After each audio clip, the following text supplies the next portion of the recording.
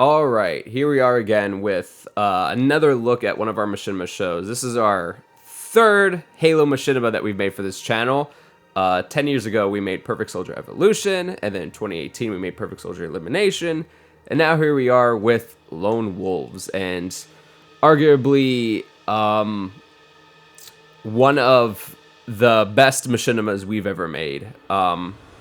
This Machinima has, I think, exceeded all expectations for us, and it was just, you know, it was a great Machinima, and it's got a lot of views, got a lot of likes, and it's got great reception, and it's just one of those things where I think this Machinima alone really showcases what we can do if we're given, you know, a story to freely use and, you know, just free range of whatever we can do. So, and sorry, I'm rambling right here. So anyway, so I loved revisiting this scene in Operation Perfection because we were actually going to do a really shortened version of this. It was only going to be like a minute of Operation Perfection, and then we added on, I think, another minute and a half, just to kind of showcase the destruction and craziness and damage that this battle really was.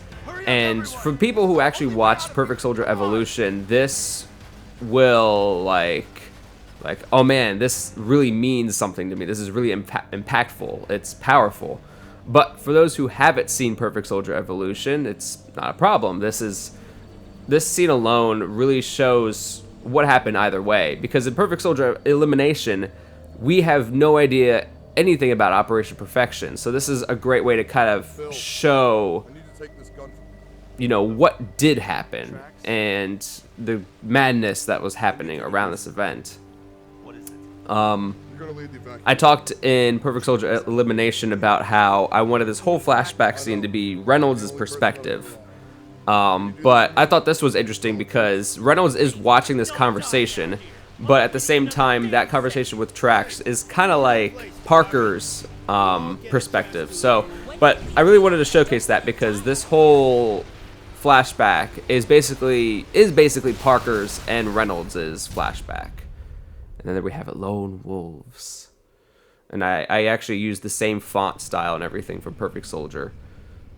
But I think this is going to be the last time we actually see that font style used, which is going to be pretty interesting moving forward to see a different title, a different font and everything in the future. This footage right here is actual footage. This whole scene right here is actual footage from back in 2010. And in need of leadership. Operation Perfection was no more. If you watch Perfect Soldier Evolution, you actually see some of those very same shots at the end. And we actually took those same shots and used them in this. And it was funny how that worked out that way. We sent out multiple distress signals each day, hoping the UNSC would come find us. Man, I love Forge, but I gotta tell you, these computer monitors don't look good. Days turned into weeks, and as the loneliness set in, many of my colleagues began to lose hope. So a lot of people were questioning whether or not this whole flashback beginning thing should be longer. And now just looking at it, we're only 4 minutes in, and you know, the battle's already over, and people are already questioning Parker's, you know, command. And we're only 4 minutes in. So there were a lot of scenes where we're going to add to this. One particular scene was, it was going to be another shot of them in the Falcons flying away from Operation Perfection. They were going to be followed by a couple of Banshees. But that that was just an idea. We didn't really have the time or the manpower to really do that. We actually did do one Banshee scene back in Perfect Soldier Evolution, and while it was a lot of fun to film, it didn't come out as great as we wanted to. So it was one of those things where we were like, you know what, let's not try to do that. Let's just focus on just the story. Let's not focus on action. That's ridiculous. Then who the hell put you in charge? What's to say you're not a traitor, huh? Huh? Good job on keeping him quiet, but killing him was not the way to do it. Back to your posts. All of you. This next scene right here, you're gonna see it's gonna have like a bunch of wraiths shooting at the base, and we were actually going to showcase an actual battle scene. Like right here was going to fade to black, and then just how the show opened up with Operation Perfection was going. There's going to be a huge battle. Reynolds was going to run out, and we actually just filmed some of it. Reynolds was going to be running through the battle. One soldier was going to die. But everyone was basically going to try to run for the hills. Parker was going to tell everyone, run, run, run, hurry up. And then one person was going to talk with Parker about staying behind and being a distraction. And that's kind of where you saw right there. All the enemy soldiers, all the Covenant was shooting at the base. And that's because one soldier stayed behind to be the distraction. And, but we felt that took a little bit away from this scene. Because this scene right here is very powerful. I love the music. I love using the campaign, and I love the fact that they're just kind of alone in this big world. And that gave us hope.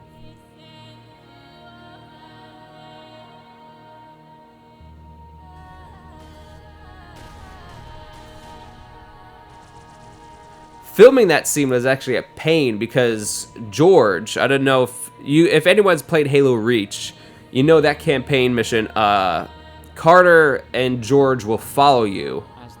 And in that scene was a pain to film because George kept popping up everywhere.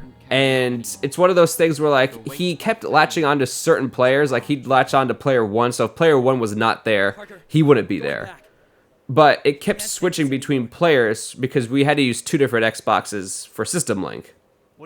And he kept latching on to the different player 1s from each Xbox. So we actually had to film that scene at that wooden base. We had to film that scene in 3 different filming sessions, only because he kept getting in the way of certain shots. Not to mention, we also wanted to show different characters in the background. So I don't know if you guys noticed, but we had Parker, Reynolds, Private Wilson, Private Ross, and Corporal Titan, all 5 characters in those shots. So we actually had to go back, because you only have a maximum of 4 players. So we did 1 film session with 3 characters, while player 1 stayed behind so that George could stay with them. Then we did another session with 3 characters. Well, we did 4 for each, but 3 went actually out to the base, and then 4 went out to the base, but we had player 1 stay behind. That's why that one character was frozen in the corner, because George was actually staying in that room next to him. So, and Private Ross and Private Wilson there was gonna be another flashback, another scene in this where we're gonna show Ross and Wilson talking to Reynolds about their them questioning Parker. We realized that just wasn't necessary. As we're going through the script edits, that one we didn't film, but as we went through the script edits, we realized, this isn't really necessary to showcase. So we did a kind of a merging of 2 different scenes. We showed Reynolds looking at Parker with Ross and Wilson in the background, kind of talking about it. You don't hear them talking about it, but it's just to kind of show the separation. Like, they're in their own space, Reynolds is in his own space, and Parker is in his own space. The Covenant seemingly found us day by day, and none of us knew why that was. So I love that line. Nobody knew why the Covenant was finding them each and every day, and then Private Newman had fallen ill. A lot of people asked who the actual traitor amongst this group was, and it was Private Newman. Newman was the traitor. Of course, if you watch, Seinfeld, Newman. That's partially why we named him Newman. But unfortunately, we didn't get any screen time of Newman. So we actually did film a few scenes with him. We had this other scene planned where we were going to show Newman sick. Private Reynolds talking to Corporal Titan about him. And Titan was once again going to question Parker's, leadership skills. And we had that all written down. I think even Lost Hobo Films did the voiceover for Reynolds for that. But once again, it was one of those things that we cut that out as well because we realized we needed this story to go. And that's the thing. I mean, we're only 10 minutes in right now, and the flashback's almost over. But a lot of people wanted more of this flashback. We may film some of that later on, but honestly, I'm gonna be honest with you, we're probably not going to. I put my trust in him once again. I really love the way this whole thing came out. I do agree. I wish it was a little bit longer, but here's the thing. This isn't the story right here. This whole flashback isn't the story. The main story kicks off after this. And this whole thing was basically just an introduction to Parker and Reynolds. So I didn't want us to get too stuck in the past and then get, sidetracked to what the actual story is supposed to be. So, yeah, it's only 10 minutes, but he gave us what we wanted. I love the way it came We out. accomplished his missions. I don't feel like all those scenes that we had planned were necessary. Like, yeah, they would have heightened some of the conflict, Proved our worth. but Over time, we made I don't know. I feel like you still get the same messages safer horizons. without those scenes. Like I said, Titan does eventually turn on the group, but you don't need a scene before that him potentially talking about it. At least this way it's a little more surprising. It's a little more like it hits him, as opposed to him planning on it. Track and find Agent Parker. Same with Ross and Wilson. At some point, they just realize, we're just going to give up, as opposed to let's plan this sort of time when we're going to give up. For some reason. So, like I said, I like the way it came out. The only thing I don't like is this shot right here, Wait, because Parker just flinches. That right there, to hear Halo 4. how The way the characters move, I'm just not a huge fan of it. Not to mention, I hate the way they raise their weapons up. But I didn't let my guard down. you gotta work with what you got. I mean, when we filmed it for Perfect Soldier Elimination, we kind of tried to play around with certain things. But I feel like in Lone Wolves, we actually figured out how to play around with those certain elements a little bit more. We actually had a gun sound effect for when they're actually raising and loading the weapon up. So that's something we didn't have in Perfect Soldier Elimination. So, I mean, it's just little things. Like I always tell everyone, if you want to make a machinima, any machinima in general, just do a quick trial run. Make a 5-minute video. It doesn't even have to be about anything. It could be about something stupid. It could be a PSA video. It could be about anything. Just do a quick trial run just to kind of play around with the tools that you're given. Maybe forge a cool map and then have the characters interact with the objects there. Just do something and then go back and see, oh, well, now I know a character can't turn this way without having to rotate 90 degrees, or I can't look this high up because otherwise they're going to be looking like they're looking down, and so on and so forth. Speaking of that, I love Reynolds' helmet. I love this helmet. I love this armor design, but I hate the helmet for machinima making because right here he's like looking at the ceiling. And it's just insane how his helmet, if you were to look straight with his helmet, it looked like he'd be looking at the floor. And I hate how the helmet boxes are just done so weird, wonky like. I don't know. But Reynolds was a complicated issue. Who's the target?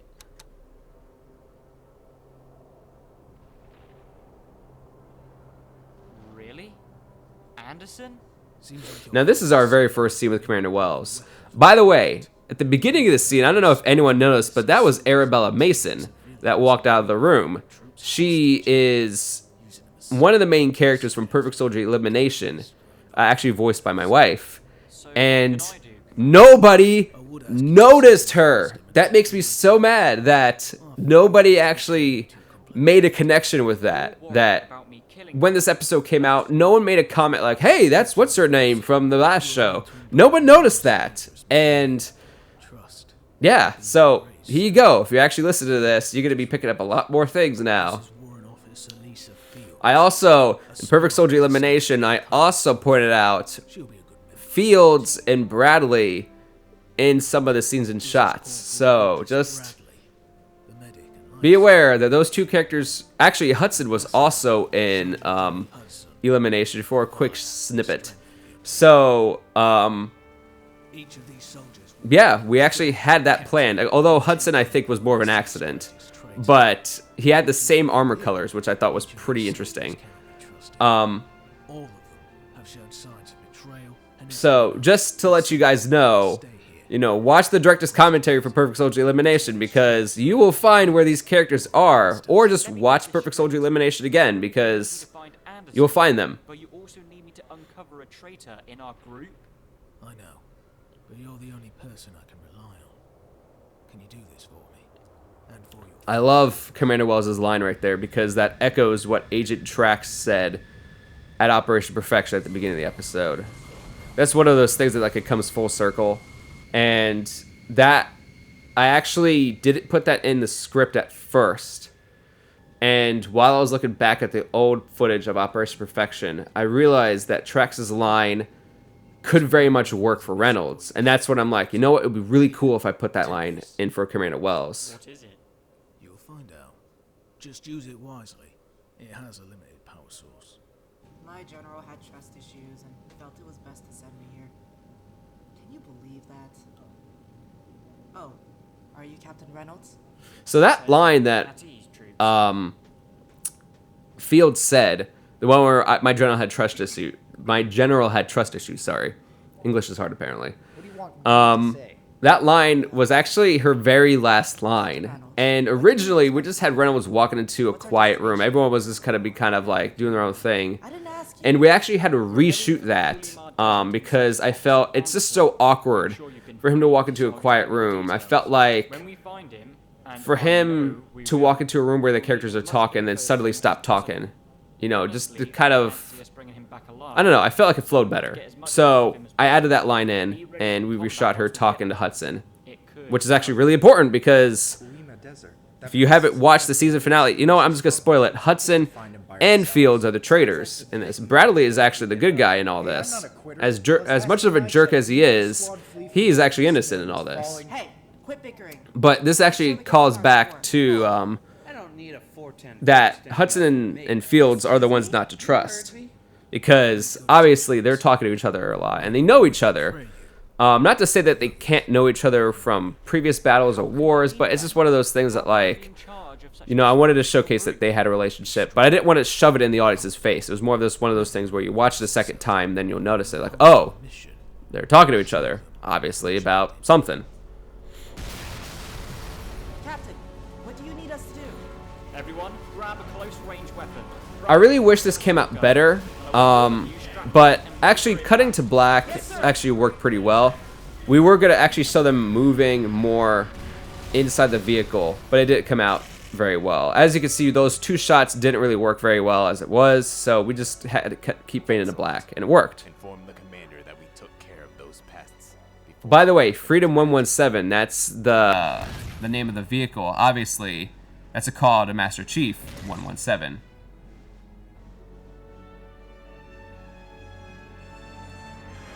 So for everyone watching this show, and this is something that I never realized was going to be a problem. Watch this shot right here, and watch Bradley getting speed. So I discovered this much further down the line. One of our Xbox controllers, the joystick is just slightly further up than the other Xbox controllers, and it makes the character move just slightly faster than everyone else. So you're gonna notice in a couple of shots in the future, you're gonna see Reynolds leading the way, but a character will start gaining speed on him. There are some shots, I think in episode 10, Cover me. that Fields was following Reynolds, and then all of a sudden, like, as you watched it, Fields passes Reynolds. Or I think there's a montage in episode 5 where you see Reynolds just slowly falls behind everyone, you know? And like I said, this is something I didn't discover till later on, that there's this one Xbox controller where they're moving much faster than all the other characters. So I don't know why that is. I don't know if there's just something programmed in it. I checked the controller settings on Halo MCC, and it's not a controller setting because all the controllers have the exact same settings and speeds and everything. So I don't know what it is, but I thought it was really bizarre that I discovered that in one of my controllers. So I guess I just have to use that one whenever I'm playing online because apparently that was the fastest one.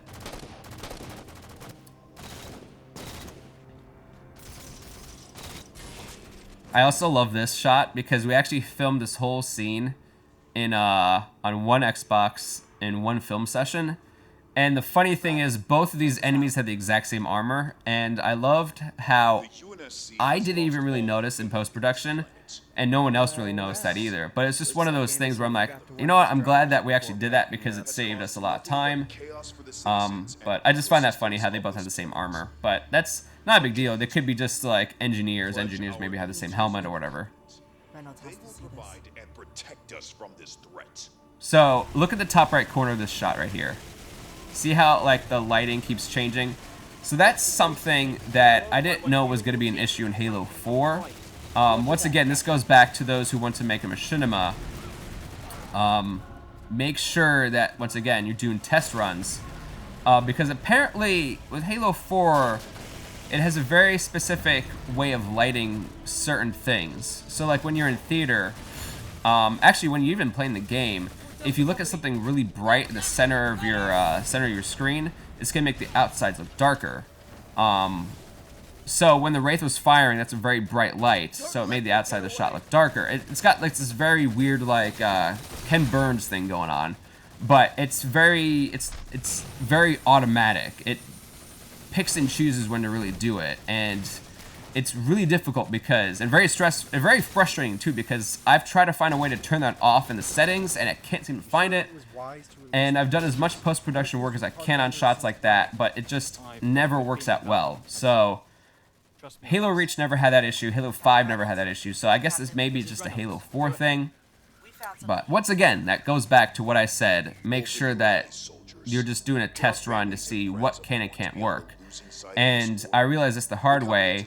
Some shots are done like that. Some shots are, the lighting's really weird. Like this one right here, Reynolds has really light armor, but the background's really dark. So when I look at him with the camera, the center of the frame, he's gonna be lit very evenly, but the background's gonna be very bright. So again, you know, it's just one of those things. And once again, here's that shot, you know, with Reynolds or Hudson and Fields looking at each other. That's, you know, something, you know, to think about how they, you know, are on the same team.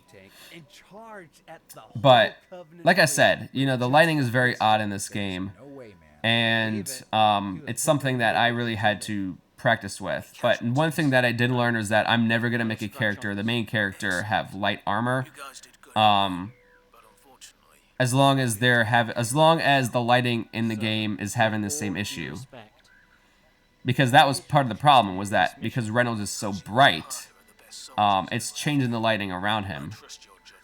So,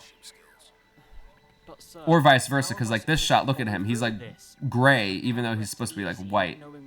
So it's, yeah. So this song playing right now, it's Green and Blue from Halo 4. Sorry, English is hard. Halo 4, Green and Blue. We were going to utilize this song much more later on, and it was actually going to be the song that plays for Reynolds and Fields at the season finale, but we realized it wasn't going to work as well as I had hoped. So instead, for the season finale, we used Lasky's theme, which is kind of like Reynolds' theme in this, because we utilize that song many, many times in this show. Plus, it's a good way to kind of end off like, hey, this is the character. It's not easy getting over the past, but you can't let that change your future. You're braver than I thought. Thanks. Tell me, Captain, why are you quiet tonight? Why aren't you chatting with the rest of us? I lost someone too. A mentor of mine, who led me through hell and back just to get me to safety. After all those years of serving him, I put my guard down once. Just once. Then Anderson killed him. I really love this dialogue between the two characters, because it shows that they're both human. Are you from Operation Perfection? Even though Fields does betray Reynolds much later on. That's her actual backstory. Like, she's not lying about all that. It's true. There were over 200 of us just a year ago, and... But I think it's a very powerful scene. I know you're just trying to help, but...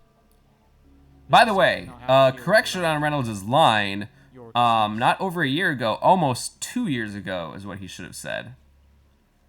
because if you look at the timeline of everything, from Operation Perfection till Halo 4, from when Halo Reach, when we film on Halo Reach to Halo 4, that's a 7-month gap.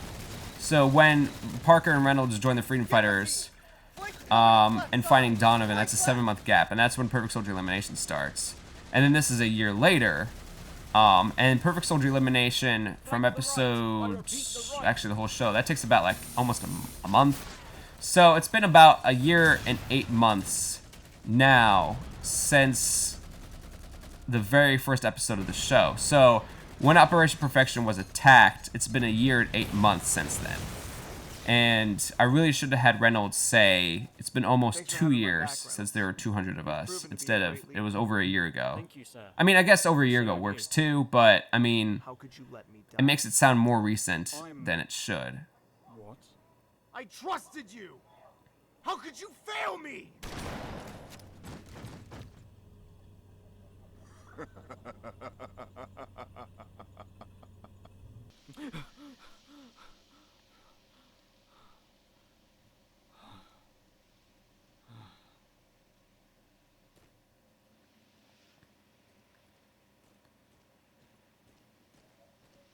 You all right, sir?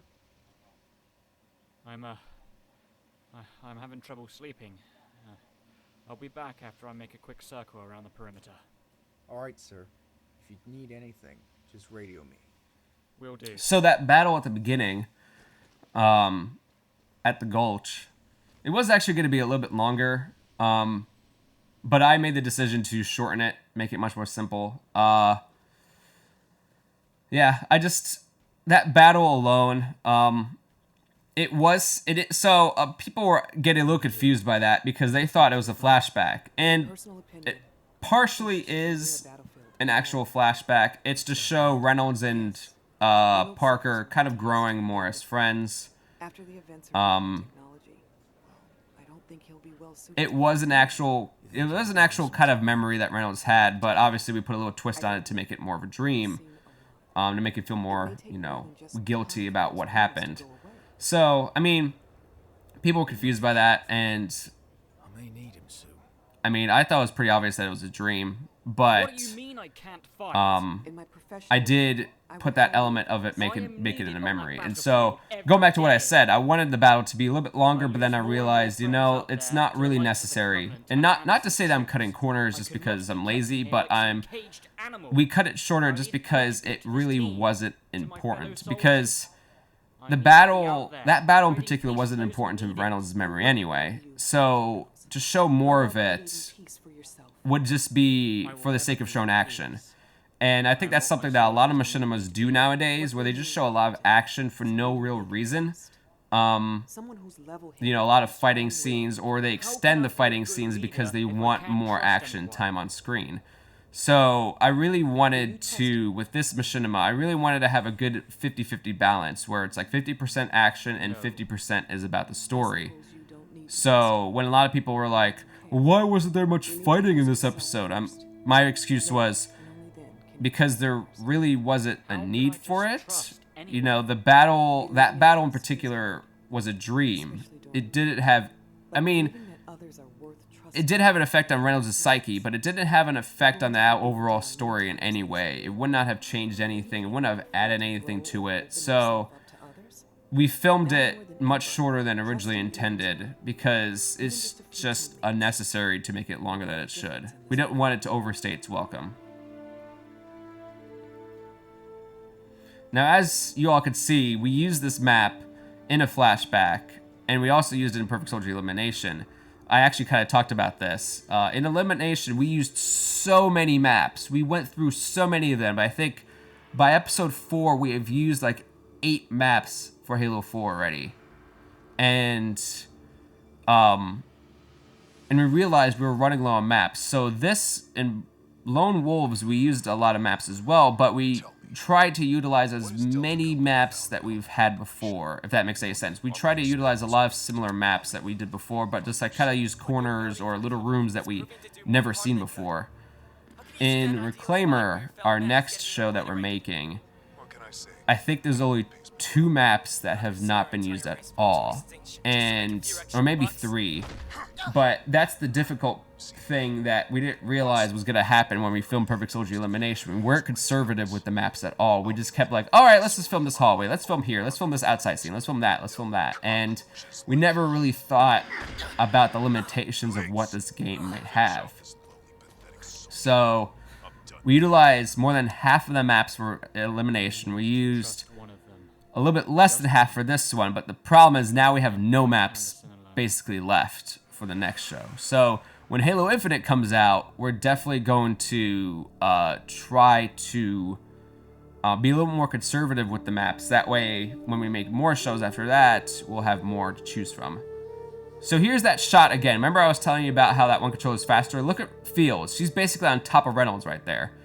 And like I said, I had one controller that's faster than everyone else for some reason. Don't know why, that's just that controller.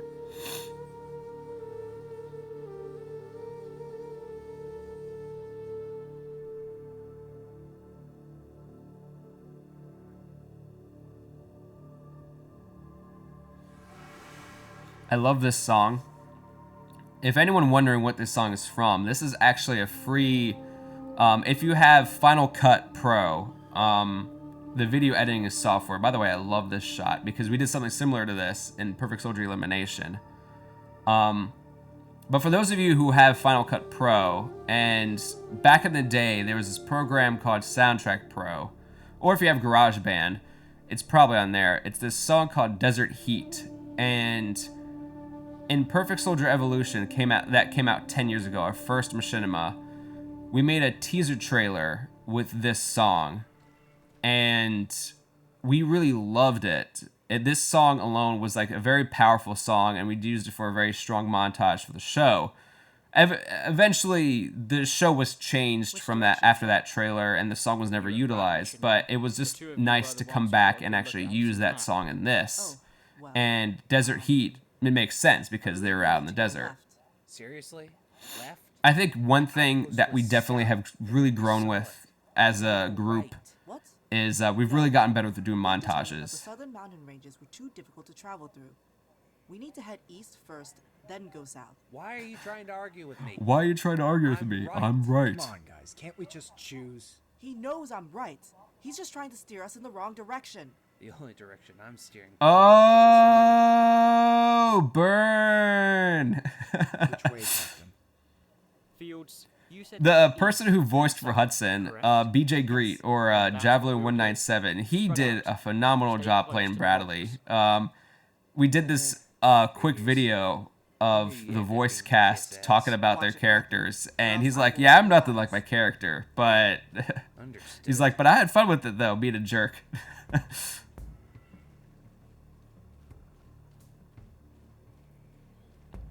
I love how we use this Halo 3 song right here. It's just you and me on here. Thanks for trusting. In a lot of ways, this part really echoes what happened at the beginning of Halo 3, and that's why I kind of wanted to use that song in this. We were really going for just a Halo 4 soundtrack, but to have this Halo 3 song in there was actually kind of nice. shit. So going back to that battle in episode 4, people were like, we needed that battle to be longer. Well, this is kind of an important battle because it shows that Reynolds and Hudson could work well together. Which is important because, spoiler alert, in the very last episode, Hudson turns on Fields and joins Reynolds. So this is kind of like one of those scenes where it's like kind of like, okay, they're a good team. This scene, this shot alone, took I always say 2 hours because it did. It took 2 hours to film that shot. And I don't know if you've noticed, but a lot of soldiers get killed in one-hit KOs. You know, they get shot in the leg and they die, or shot in the chest and they die. We had it programmed where it was one hit, you know, very low shields. So for that soldier to have that Covenant carbine shooting at the ground in front of them, it was very, very difficult to get on one take because with low shields, they would shoot the ground and instantly die. Even if the shot was like 20 feet away from them. It was so frustrating. I think we have a number of bloopers for just that shot that we've added into episode 20. or episode 20, episode 12. Bloopers in the credits, you'll see it. But Crap. man, that shot alone took forever to film. How are we gonna get in there? So a lot of people pointed out that Bradley was the one who called Anderson right here. Because in just a couple, like 30 seconds from now, Bradley hesitates before coming out to battle because his weapon malfunctioned, quote unquote. It actually did malfunction, and I don't know if you noticed, but Hudson was the very last person in that group to come out and join them and get the good shot of the base. Hudson was the one who actually called Anderson. And a lot of people blamed Bradley. A lot of people were like, oh, it's Bradley. Bradley's got to be the traitor. There's no other reason. Anderson said he figured out their plan long before the convoy heist even happened. As you can see right now, the heist is happening. It's currently happening. And then Bradley hesitates before coming out because his weapon malfunctioned. So Anderson was not lying about that. He was telling the truth. He was really telling them that, you know, we did find out long before your convoy heist because Hudson called up on the way to the base. So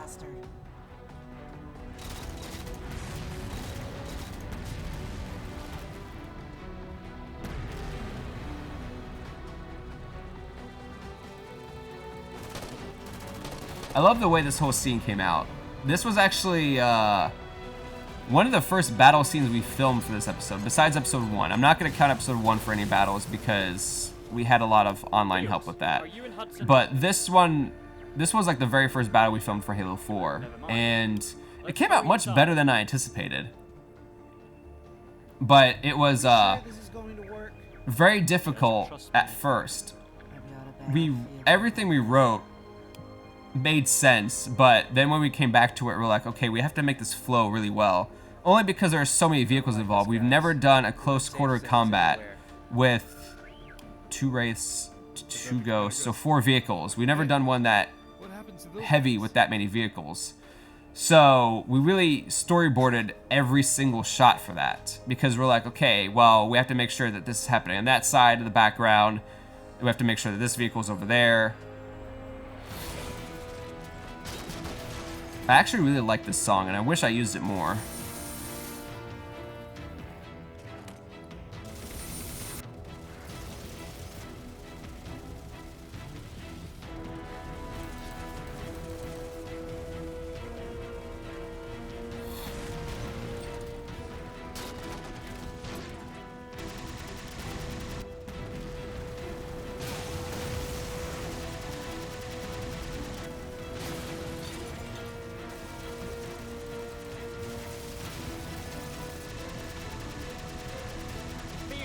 Check your 6.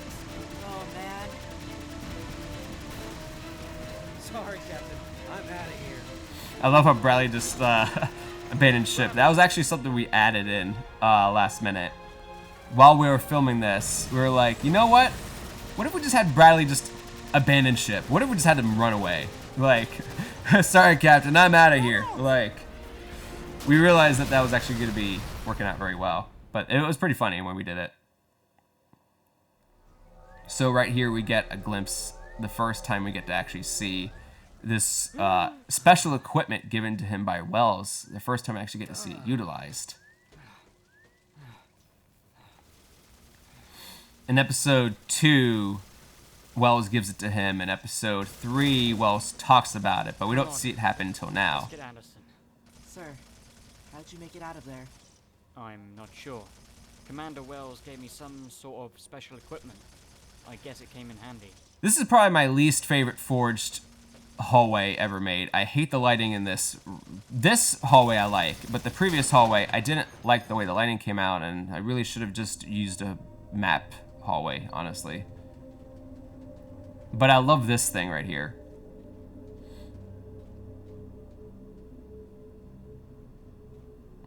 So, a little bit of a spoiler for those waiting for Reclaimer, when that comes out in the fall. This base technically is not Anderson's base. It actually belongs to a head scientist named Delilah, and Delilah is actually in charge of this facility. He's got to be somewhere. Captain Reynolds, I must congratulate you on making it so far. So a lot of things in this base are going to be used again in the next Machinima. You almost caught me red-handed. Fortunately for me, I was tipped off by one of your teammates well before your little convoy heist.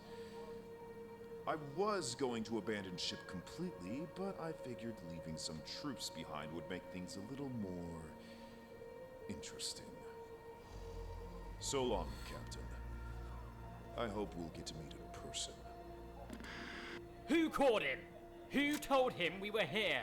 Whoa, Captain, settle down. Anderson's just toying with us. Oh, really? You want to know why we're I on love this mission? Why none of us are getting Lost Hobo along? Films' acting right 'Cause here. one of us is a traitor. A lot of people were actually like questioning whether or not he was a good choice. I welcomed the choice. I liked the choice. I love his voice acting, and a lot of people were saying he has a very monotonish voice in this show for some reason. And part of it is my fault. I never really gave him much direction on his lines, but he also gave me a lot to work with. So part of it is my fault because I chose certain lines as opposed to other lines that he did. Everyone hold your posts.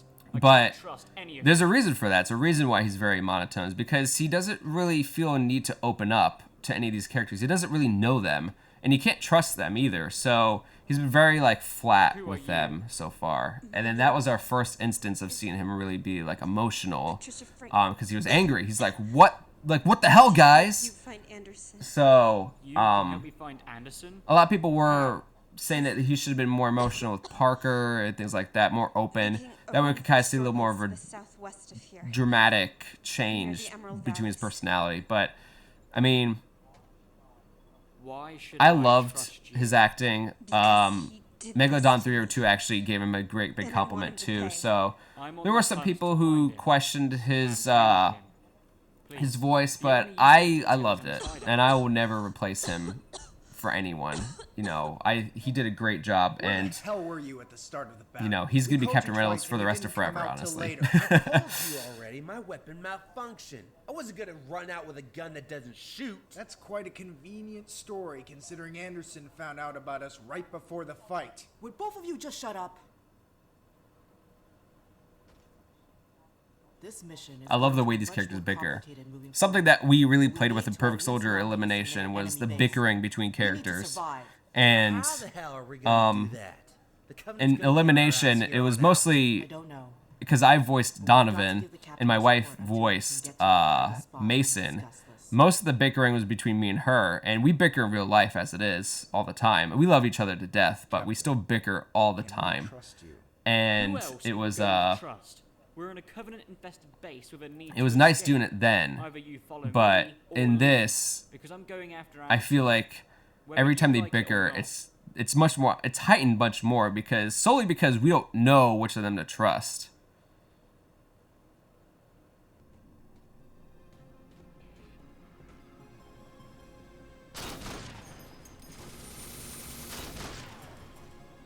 I've got your back, sir. Let's get the hell out of here.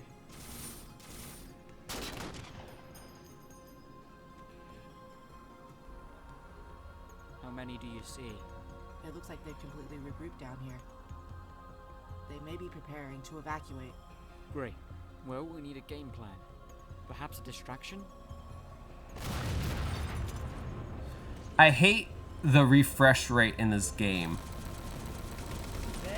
So like when you shoot at a warthog or something, I hate how fast everything disappears. In Halo Reach, you could shoot at a warthog and the wheels would fly across the map. But in Halo 4, once the wheels fall off, almost like 2 seconds later, bam, they're gone. And I really hate that. I really do. I don't know why. I just like the idea of seeing more of the rubble. Ah! I'm down, Captain! I'm coming for you! This, I honestly feel like should have been done a little bit better. I'll be fine! Go! I like the way the acting came out, though. Not gonna lie. I wish when they fired at her leg, it would have been done a little bit better. But the main thing that happened was when we filmed this scene, we had to film it in a separate film session because, like I said earlier, we have a lot of our film sessions, the characters have very low shields. So for that shot, we had to have fields have higher shields. But the most difficult part about that was actually shooting her leg while she was moving.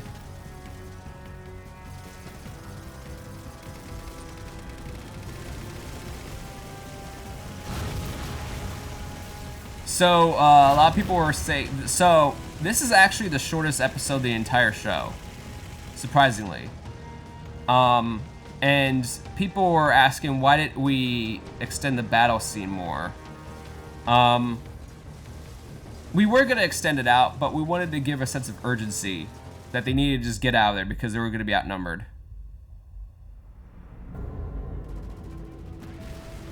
Right there, I really should have had, say, 1 week later. Or something like that. To show more of a passage of time. But, I mean, you kind of get the idea of that. I would hope. This was actually one of the first things we actually filmed. This montage was actually one of the first few things we actually filmed. So, when we filmed Lone Wolves, and a lot of film schedules are very out of order. So the very first episode, we filmed, our very first scene that we filmed was the scene where Parker was looking at the base with all the Covenant in the background and the 5 characters running alongside him. That was the very first scene we filmed. This montage was the second thing we filmed. Sir, the group could use some rest. They've been This chasing us for hours. conversation here was actually the very first conversation we actually edited because we wanted to see how well the characters would all interact. And this scene alone is actually a great way to showcase how everyone talks to each Why other. don't you trust us? Why should he? I'm sorry. Excuse me? Last I checked, we kept each other alive for the past week. We've been in and out of Covenant bases together, and yet we still can't find a reason to get along. Well, that sucks, don't it? Back at the beginning of production, when we were choosing our cast, we actually, Megalodon wanted to voice one of these characters, and we actually went back and forth on having him either voice Hudson or Bradley. And when we edited this scene together, like, we got all their voiceovers together. And we did this scene first because we wanted to see how this scene would work. And if it didn't work, we were going to have Hudson, the voice actors for Hudson and Bradley, switch. Because, you know, if they weren't going to work this way, it was going to work the other way. But when we edited that scene, because like I said, that was like the first scene of the dialogue we actually edited. And we just instantly loved all of their characters. We loved that scene. And it just flowed so well. Why'd they put me in charge of this mission? I can't. That shot, I really loved that shot with him throwing the grenade. What the hell? Oh, hey, it's raining now. Just be patient, Captain Reynolds. All of our plans will work out in the end. So I love this dialogue right here because it definitely is for Perfect Soldier Elimination because they're talking about Donovan. But it's funny because something that we really worked on in Perfect Soldier Elimination was to give each character that was going to have a spin-off, we gave them a certain theme around that character. So our Reynolds and Parker, the theme was trust. It was always the idea of trust around them. And Chloe, who's going to be the main character for Reclaimer, her main story was finding yourself, or individuality, or individual. I can't say that word. But finding yourself and be confident in yourself. Knowing who you want to be. You idiot! Use your equipment. Bring him back. So when we filmed every scene in Perfect Soldier Elimination with Parker and Reynolds, almost every scene they were trying to figure out whether or not to trust Donovan. And that idea of trust carries over to this show and really heightens much more. So Perfect Soldier Elimination, I will admit, was kind of a mess to write because we're trying to do so many things. We're trying to introduce these characters while also introducing their themes. We also wanted to remake Perfect Soldier Evolution and make it shorter for Elimination and used Halo 4. So it was definitely very complicated throwing all those themes together, throwing all those things and make it work in a concise story. I feel we did pretty well. I mean, we definitely could have done better with Elimination, but I think we did pretty well with all that. But Lone Wolves really carries that theme that Parker and Reynolds initially had in the last show. I also love, and this is something interesting, episode 8, the start of it, was the halfway mark for this Machinima, because the Machinima itself is an hour and a half. It's crazy. 7 episodes, almost 8 episodes is the halfway mark, and there's only 12 episodes. So that means these next few episodes are much longer, much more deep, and much more concise. Which a lot of people were actually complaining about how the episodes were so short. People were like, "Man, I wish these episodes were longer." And I'm like, when episode 7 came out, I said, because episode 7 was the shortest episode in the whole series, I told them, "Don't worry, they're gonna start getting longer from here." And they did. So, but now we're almost at the hour mark. But yeah. He's a traitor. Why do you need to find him? It's simple. So earlier in Elimination, I talked about how I hate almost all of their television screens and monitors because every single one of them says something that clearly does not match the background. Like Anderson's office says evacuation imminent or something like that. And I could have went back in post and really fixed that, but I left it alone. But I think this is the only rare case where that actually works because it said alert on the screen. And this space has been evacuated for a while now. This is the only freaking monitor in the entire base where there's nothing written on it, and I actually wanted something written on it. I would have very much welcomed something that said evacuation on there, but it doesn't, so that made me so mad. But man, it's really raining out there. While some have made it to reach, others weren't so successful. So this is one of those callbacks to Perfect Soldier Evolution. For those of you who actually watched or have watched the show, Evolution is not very good. It's not. And a lot of people have asked me whether or not it should still remain on the channel. And I basically tell them, I'm like, Evolution is bad, and even I admit it. And every time I watch it, I cringe at almost half of it. But there are so many things I can't help but laugh at and enjoy and just reflect on, because Evolution was our very first Machinima. And back in the day, it was all made by me and a bunch of high schoolers, all my closest friends. And you know, every time we watch it, every time I get together with some of my friends and watch it, you know, we look back on it and laugh and joke how bad it is and how poorly written or executed it was. But we always have a good time watching it. And, you know, I marked it as non-canon on the channel because the events are canon, but it's not necessary to watch it. But you know, I always look back on it and I tell myself, you know what, I can never delete this because it represented something much bigger than what we originally wanted. You know, at the time, the Avengers movie was announced. You know, the first Avengers movie came out in 2012, and we filmed Perfect Soldier Evolution in 2010. Perfect Soldier Evolution was going to kick off this whole universe of these characters. Each of these characters were going to get a backstory and everything like that, kind of like what we're doing now. Captain Reynolds was actually going to be originally Agent Miller, whom I voiced. I voiced Agent Miller, and Miller had this intricate backstory because he is a criminal and he served his sentence. He served his 30-year sentence at Operation Perfection, but still worked there for some reason. And there was going to be this whole backstory about how he felt responsible for killing his mother and things like that. And there was going to be this really deep backstory, but I've talked about this many times, but Perfect Soldier Evolution was not a great show. It was not. How long ago did this And 6 years. all of us were graduating high school when that show came out. When we finished it, we made it. And I had plans to create Lazy Bunch as an actual company.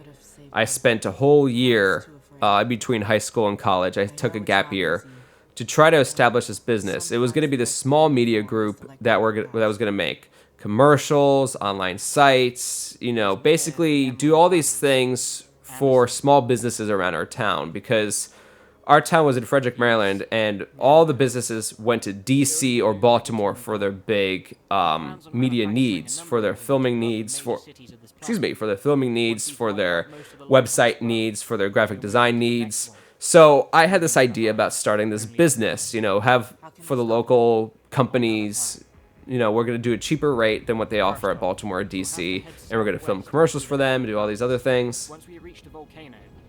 And it didn't work out. Yes. Mainly because a lot of businesses, I don't know. Anyway, just when I approached them, they said you're offering great rates. You guys are obviously very talented, but the thing is, we cannot justify working with a bunch of high schoolers on our professional projects. Like, for instance, we went to a local Ford dealership and we're going to make a commercial for them. And I kid you not, the main boss told me straight up, that's basically what he said. He said, while you guys definitely have talent, I cannot justify spending my corporation's hard-earned money on a bunch of high schoolers who could potentially crack or create a product that's not going to perfectly represent what I'm selling. And that's fair. Looking back on it, it's a very safe business decision to make. I mean, I would have said maybe something similar to myself, because like, even if, let's say for instance, a high schooler came up to me now and said that they want to make a commercial for Lazy Bunch. I mean, even if I didn't have knowledge of how to do video editing, I probably would have found a professional to do it, or someone I would have met on Discord to do it for me, as opposed to just some random high school kid. So I could definitely see there being very tough, it's very hard to trust someone so young. And that was mainly the issue. That's mainly why we couldn't get off the ground, was because while yes, we presented this good business idea and to help the local economy, it was hard to put their trust in us. So going back to, I got a little off topic there. Perfect Soldier Evolution. Basically, we had to end it short. We changed the ending so that all the characters died, as opposed to creating this whole Marvel Cinematic Universe. And so that's when Elimination came in a couple years later. Recently, in 2018, 8 years later, we made Elimination with the idea of kind of revigorating this franchise. And now here we are with Lone Wolves, and then we're with the Claimers. So now it's all going out fine.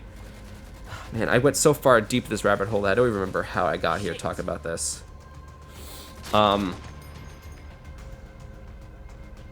Oh yeah, but it was nice to revisit certain things in Evolution, but I can't bring myself to delete Evolution on YouTube because it was such an important thing. It played such an important role in my life and all my friends' lives. It was such an important thing for us. So I can't bring myself to delete Evolution ever. I can't bring myself to ever mark it as, unimportant. I mean, yes, it's non-canon now, but I can never bring myself to just remove it from the channel. Come on, we've got to hurry. But we're making these new shows in a way where you don't have to watch Evolution. In fact, the mystery behind Evolution is making these shows better.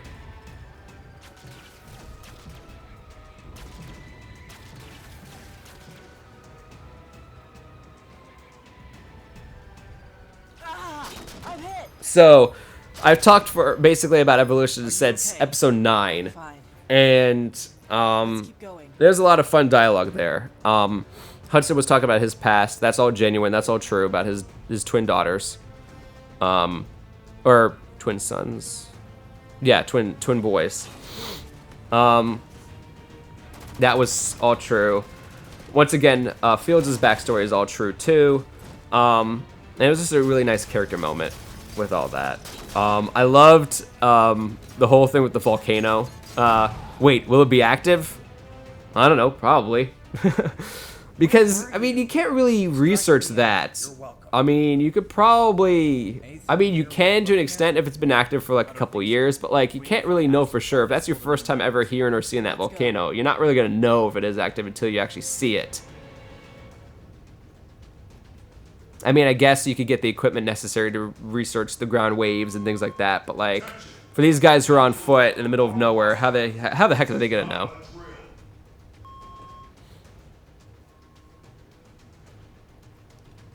So this whole episode so far has basically just been battles.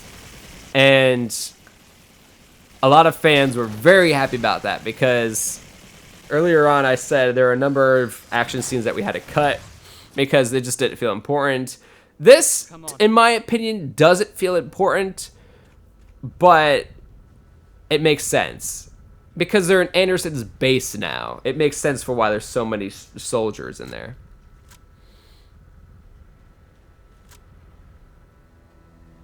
Okay, this shot right here, this shot with Reynolds turning and all those characters popping in the background, that took 3 hours of film. That was a whole day of filming, that one shot. It was so difficult getting the timing right because characters would bump into other characters and we had to have Reynolds turn properly. It was just such a mess. Oh, and I love this, is the big reveal. Hudson's a traitor.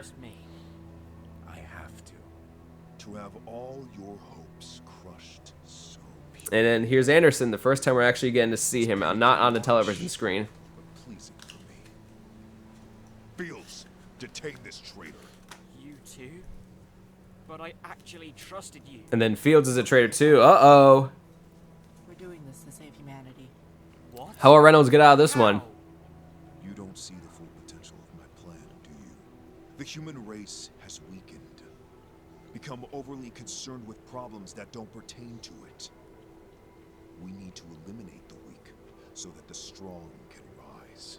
And you think the Covenant is actually going to let you sit on the throne of mankind? They'll wipe you out just as fast as the rest of us. Get this filth out of my sight. Oh, Anderson, not like that. Because Reynolds is right. Why don't we just kill him, sir? The Covenant is merely using Anderson for now.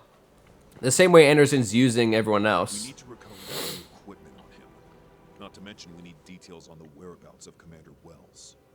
He holds the key to ending this civil war.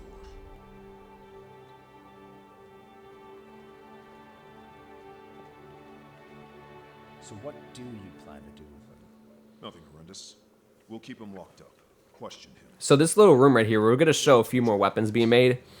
Unfortunately, this map has like 0 forge items you could use. Also, I love this. And there it is, a Halo ring.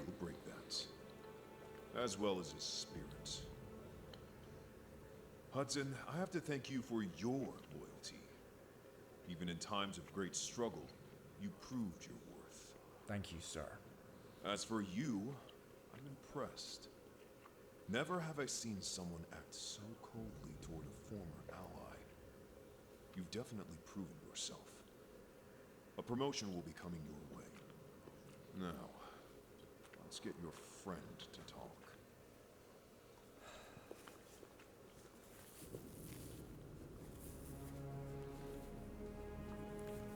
So this scene was actually one of the last scenes we added to the show. This was not scripted, this scene at all. The episode was literally going to start off with Hudson going to talk to Reynolds. And I love that shot because he's looking at their weapons that they're holding. A lot of people just thought they're just looking, he's just looking at the soldiers, but he's looking at their weapons.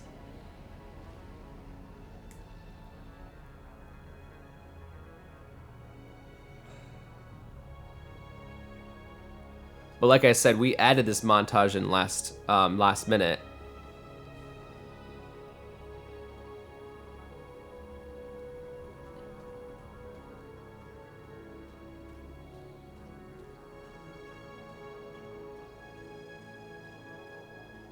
When is it scheduled to go off at New Princeton? Just a few weeks. And these characters were not scripted at all either.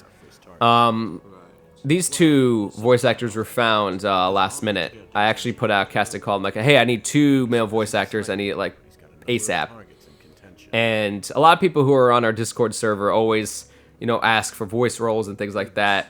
You never know when a voice or a scene may be needed for a shot, and that was a good case right there. That was a good example. You know, we didn't have a need for someone, but then we did. That's the best you got? What do you want from me, traitor? Look, man, I'm here to help. I love that scream. That I actually wrote in the script. Hudson fires.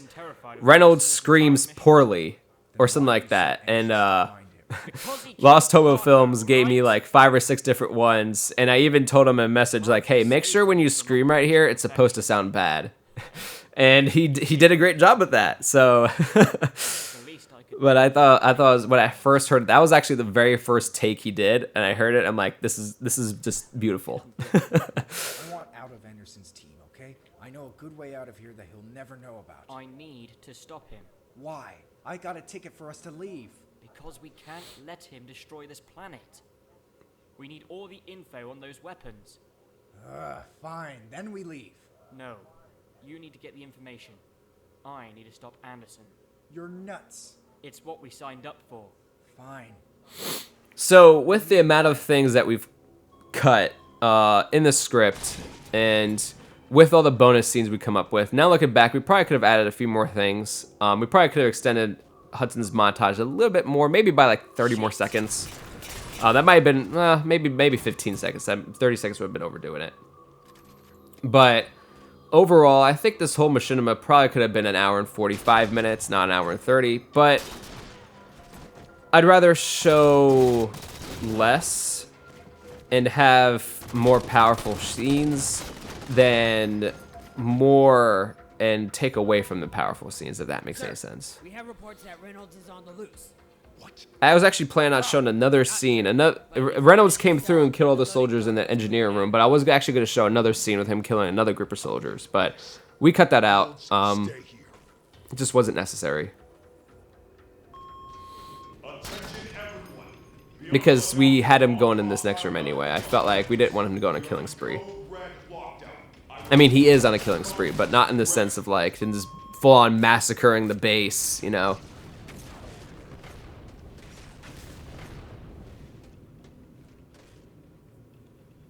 And I love this speech that Grumpy Elite does. Grumpy Elite's in this, by the way, so, and he voices this character. Anderson has led us down a path of glory.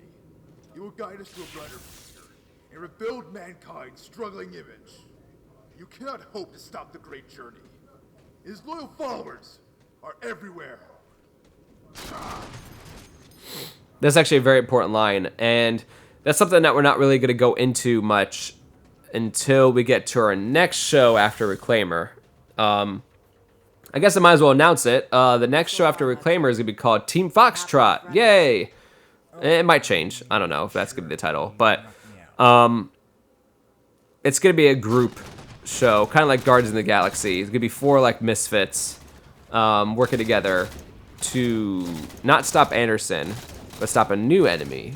And that's going to be filmed on Halo Infinite. But the thing is, I don't know if Halo Infinite's going to have elites in it as playable, so we don't know what the enemy is going to be yet. Not because we as an audience don't know, but I personally don't know, because I was thinking about making it an elite, but then I'm like, well, what if they don't have elites as playable characters? So we'll see what happens. How are you?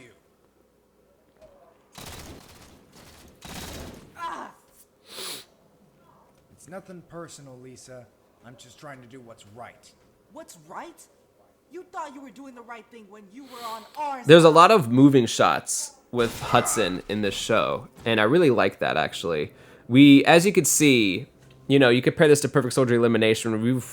Elimination was 1,000 yards ahead of Evolution, and now this show's 1,000 yards ahead of Elimination. I feel like we're just continuously going to keep getting better with every show we make. But I love the shots where there's a moving camera where it's panning back or, you know, moving, because we don't get a lot of shots like that. The Covenant needs people This shot, actually, we were gonna do loud footsteps, but I figured that was gonna overpower what Anderson was actually saying, so we cut the footstep sound out. The human race is full of passionless spirits. Until you see what we can truly become. I really wish that giant mantis was a playable thing. Because if it was, we would be using that mantis in the next battle scene. I'll quit your whining. Just use your equipment. I don't have it. What do you mean?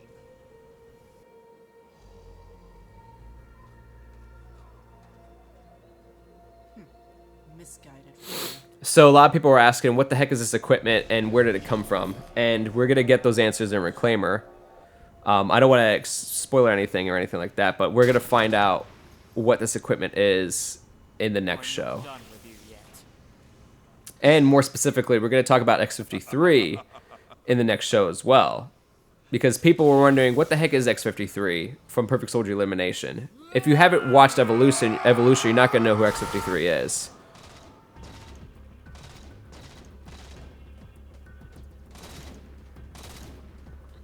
I love how that cut flowed perfectly in this.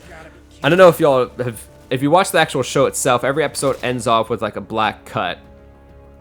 But everything so far managed to flow really well. Especially that right there, when the swords clash against each other. That's when it like cuts to this next scene. And it worked out really well.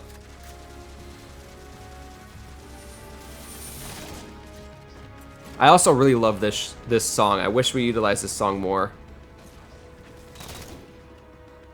I think we used a rendition of it earlier on, or at least a shortened version of this.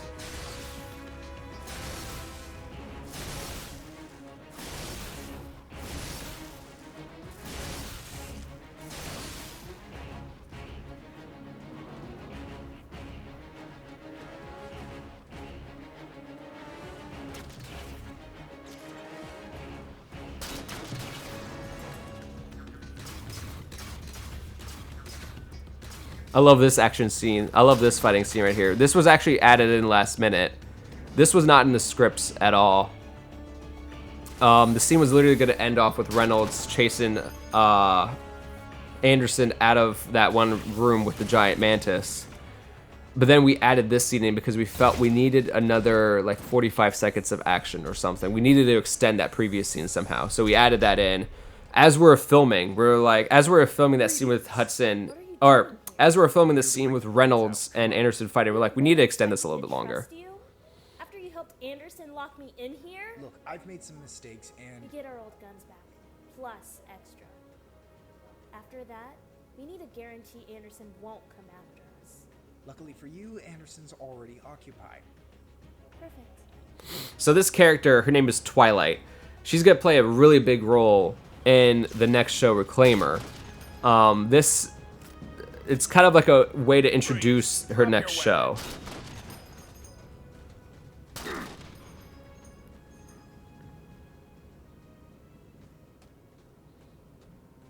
You should have gotten me while I was down. That wouldn't have been painful enough for you. What do you plan to do now? Hunt me to the edge of the galaxy, only to avenge your fallen teammate? He was more than just a teammate. He was weak, just like the rest of humanity.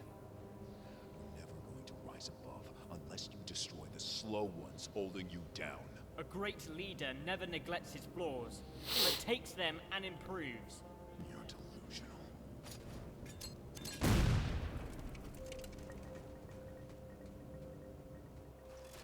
Anderson could have killed Reynolds right there, and a lot of people were actually asking that same thing. But I think it's, and this is kind of like what my answer was to a lot of people.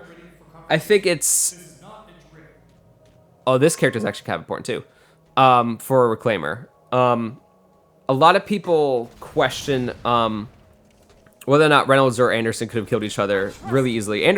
Reynolds had the sniper rifle. He could have shot Anderson multiple times. And Anderson right there could have shot Reynolds, but I think it's one of those things that they both kind of agree.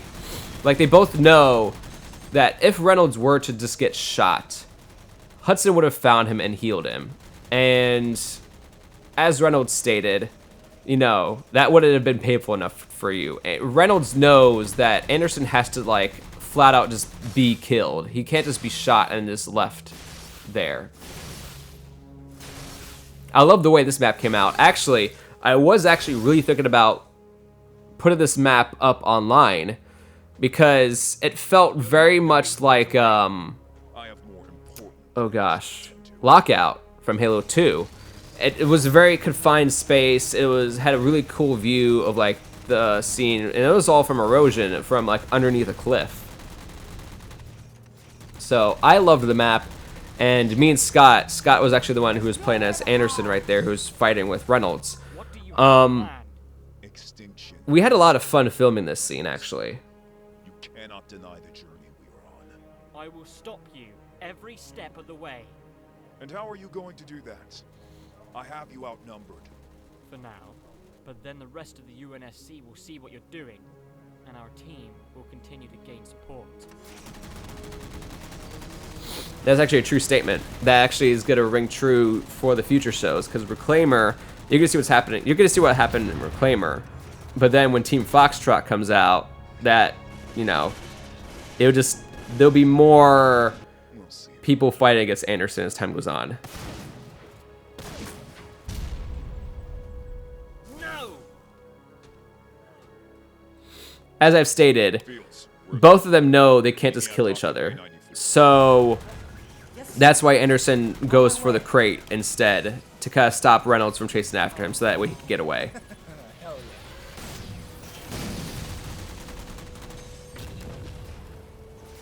Hudson, come in. What is it, Captain? Anderson's getting away. We need to find their LZ. Roger that.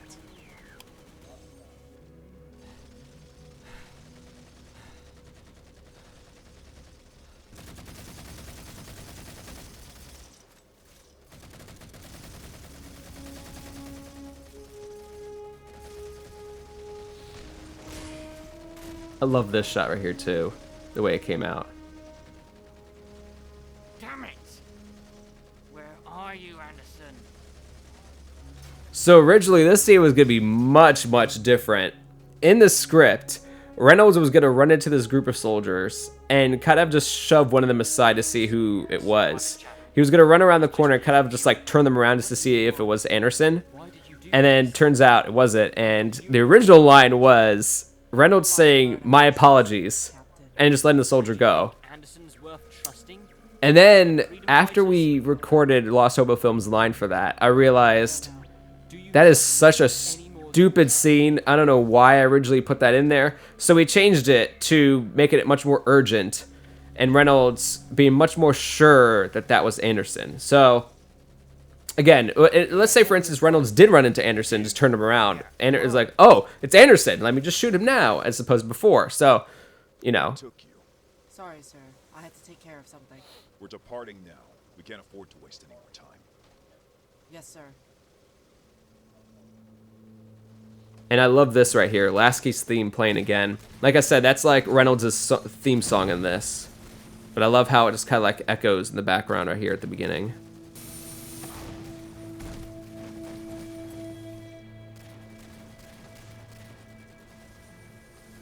This was also one of those scenes we added in last minute too. This scene was added because we wanted to show Twilight and her forces a little bit more and show that she was more of a threat. Not to mention, we also wanted to stop whatever this thing was that Anderson was building.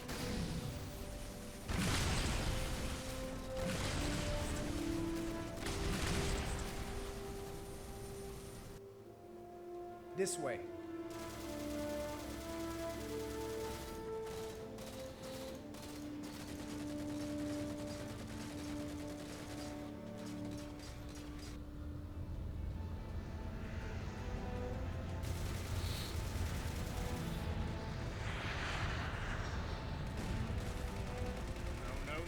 No! And this is when Reynolds realizes that Anderson's going to get away once again. He got away in Perfect Soldier Elimination, and now he's going to get away again.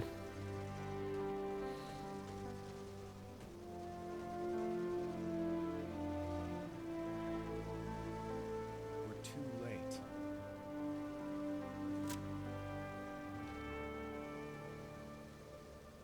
Make sure you continue heading south towards the mining facility. I've got big plans for the Chief Commander, and I cannot afford to lose another base. Yes, sir. I love this flashback right here. Fields' first time seeing Reynolds. It shows that there's kind of a connection between the two. Not a connection, but more of like, you know, she's like, oh, this is who it is. This is the guy that I have to, you know, lie to for the next few weeks and give him false hope and false trust. You really think he can accomplish such a mission? Reynolds? Huh. Of course he can. What makes you so sure? He's selfless. Even though he may not show it, he does care about his teammates. Even when he doesn't trust them. It's a good quality for a leader. I only hope he'll make it back soon. Oh, I won't count on it. He's much too dedicated to stop soon. He'll recuperate. Then, when he's ready, he'll do everything he can to change the playing field.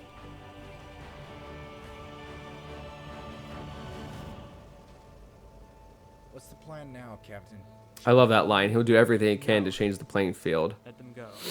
So this is kind of like Captain Reynolds is kind of like the Captain America of the group. He is the first Avenger, and he's gonna start this whole new band of heroes who's gonna take down Anderson.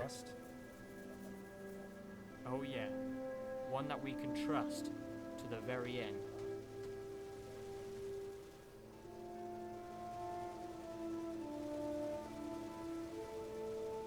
And this is it, the very last shot of the show.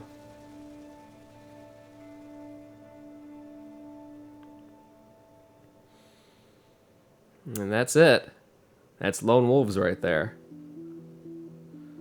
And I love this. Thank you to our Lazy Bunch fans and content creators for 10 wonderful years of joy and magic. Although our family has changed in recent years, our lifelong mission has always been the same, to create, inspire, and entertain. As our production team works tirelessly to achieve world domination, we hope all of you will be there to cheer us on, because there's a lot of new exciting content coming in the future. Man, even I can't read it that fast.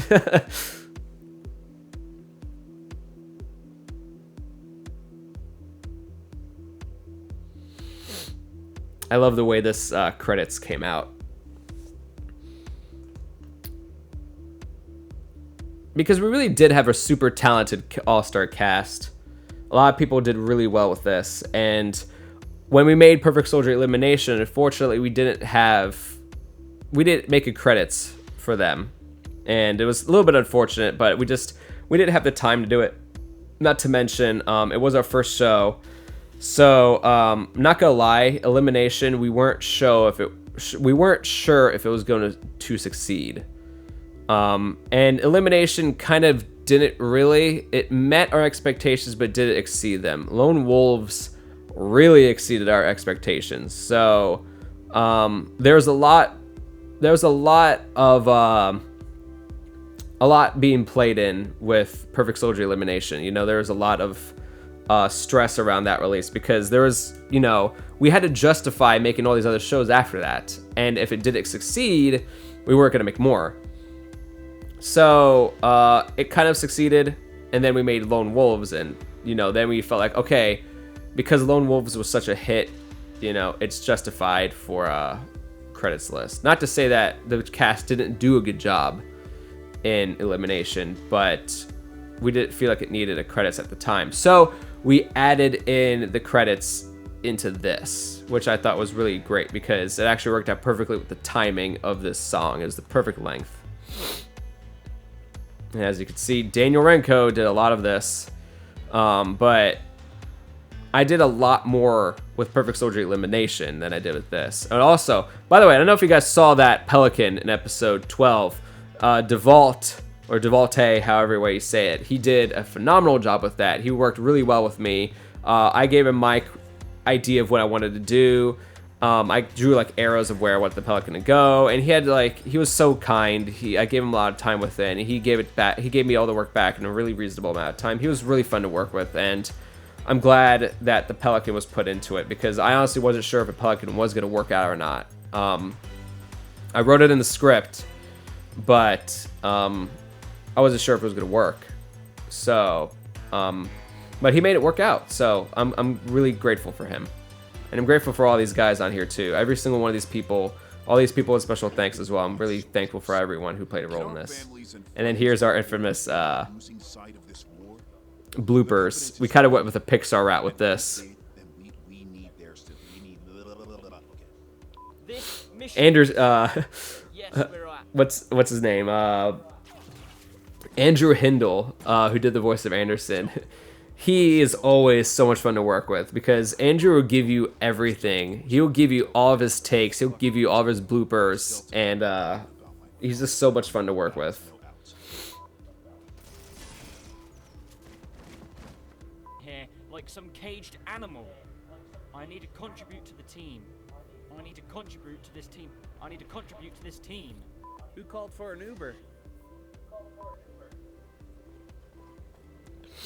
And like I said at the beginning of the show, George would run around in every single one of those shots. Hated George so much in that. I love George as a character, but man, that was so annoying. We would film a perfect scene, perfect shot. We're like, man, these characters are moving in the right direction, look the right way. And all of a sudden, George would just come storming in the background like, no!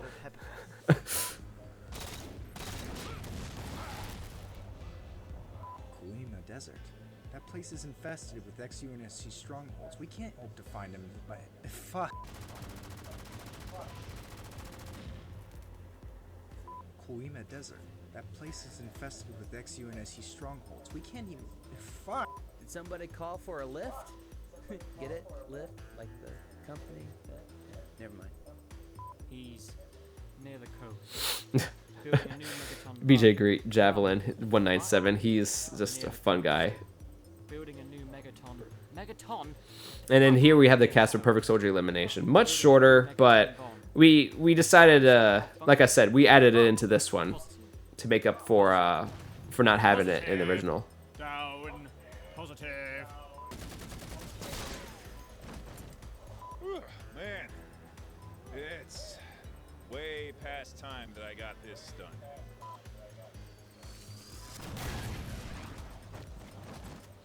I love some of these bloopers because for me, who was actually there filming this, I feel the tension happening. Because so many of these scenes, I remember, would take so long to film. And just like seeing that shot right there with Hudson and the enemy soldier dying, that scene took all day to film. Just that scene. And, it was so frustrating. Never neglects his flaws. Never neglects it. Everything that could go wrong went wrong that day. What, a guy can't take a piss while out? Fuck. Get Dr. Madison up here. She'll need to oversee the fight. I've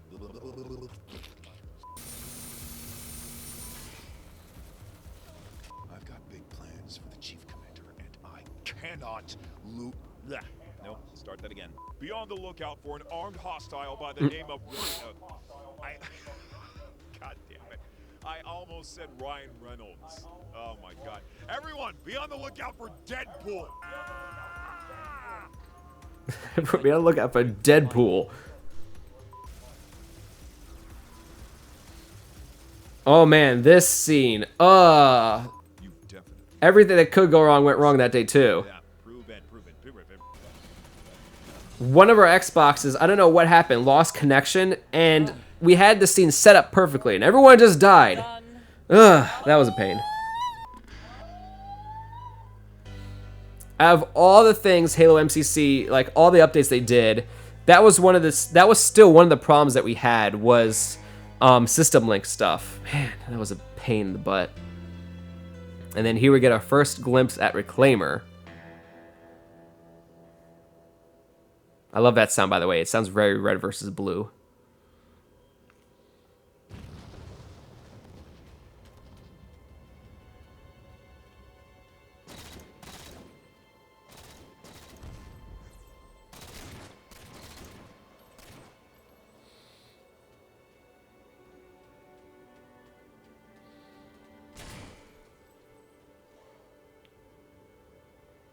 is he?